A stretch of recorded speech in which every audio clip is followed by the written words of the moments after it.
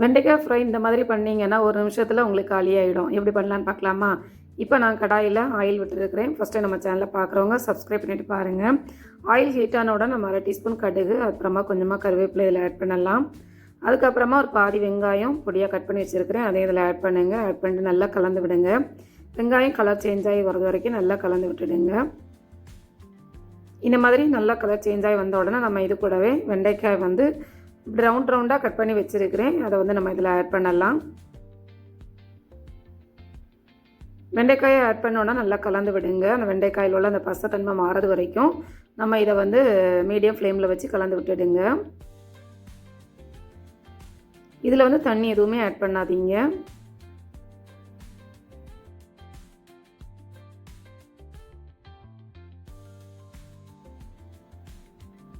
அடிக்கடி இந்த மாதிரி கலந்து விட்டுடுறேங்க.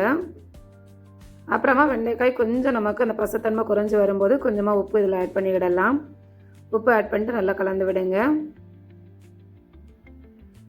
இப்போ நீங்கள் வெண்டைக்காயை பார்த்தீங்கன்னா நல்லா அந்த வலுவழுப்பெல்லாம் மாறி நல்லா ஒத்தையாக நமக்கு கிடச்சிருக்கு பாருங்கள். இந்த டைமில் நம்ம இதில் மசாலா சேர்க்கலாம். 1/4 டீஸ்பூன் மஞ்சள் தூள் ஆட் பண்ணுறேன்.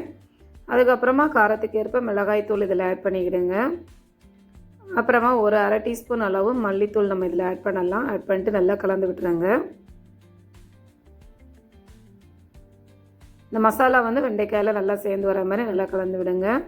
ஃபைனலாக ஒரு பொருளை மட்டும் நம்ம இதில் ஆட் பண்ணுங்கள். அப்போ தான் டேஸ்ட்டு சூப்பராக இருக்கும். என்னென்னா இந்த வேர்க்கடலை பவுடர், அதை நம்ம இதில் ஆட் பண்ணலாம். நம்ம வறுத்த வேர்க்கடலையை மிக்சியில் பொடிச்சு நம்ம வச்சுருக்குறோம். அதில் வந்து 1/2 டீஸ்பூன் நம்ம இதில் ஆட் பண்ணலாம். ஆட் பண்ணிட்டு நல்லா கலந்து விட்டுருங்க.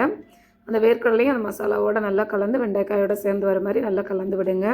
டேஸ்ட்டு சூப்பராக இருக்கும். நீங்கள் இதை ரெடி பண்ணி வச்ச கொஞ்சம் நேரத்துலேயே இது காலி ஆகிடும். அவ்வளோ டேஸ்ட்டாக இருக்கும். நீங்களும் ட்ரை பண்ணி பாருங்கள். மறக்காமல் கமெண்ட் பண்ணுங்கள். சூப்பரான வெண்டைக்காய் ஃப்ரை ரெடி ஆகிட்டு. மறக்காமல் நம்ம சேனலை சப்ஸ்கிரைப் பண்ணுங்கள், லைக் பண்ணுங்கள், ஷேர் பண்ணுங்கள். தேங்க்யூ.